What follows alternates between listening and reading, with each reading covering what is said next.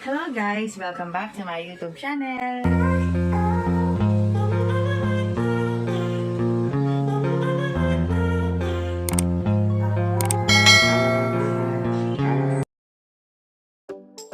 Hello guys!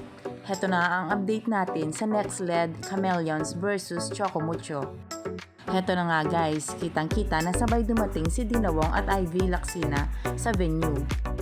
Entrance pa lang guys, talagang nagpakilig na ang Devi. Paano pa kaya mamaya sa loob ng court? Marami na ngang nagsisigawan at puno na nga ang arena dahil excited na silang mapanood ang laban ng dalawa. At kasalukuyang nga nagbigay ng ayuda ang cameraman.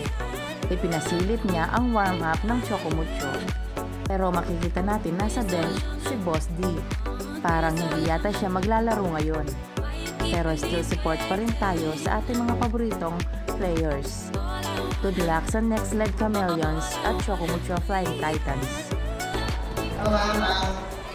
Anong challenges or adjustment sa bagong team? Syempre, lagi talaga madaming adjustment, lalo na sa sistema. Kasi syempre, Japanese coach, though galing naman na ako dito, pero syempre ilang years din nung nawala ako sa Japanese system. And anong expectation mo this season para sa team? Sa akin naman, ang ini-expect ko lang, hindi naman talaga agad-agad is yung mag-champion kami. Ini-expect ko is mag-improve kami, mas makalala namin isa't isa, and makapaglaro kami ng buo. Thank you. Thank you. Salamat. Thank you po. Thank you. So, ayun na nga guys. Kung nagustuhan mo ang video nito, huwag mo naman sanang kalimutang mag-like at mag-subscribe.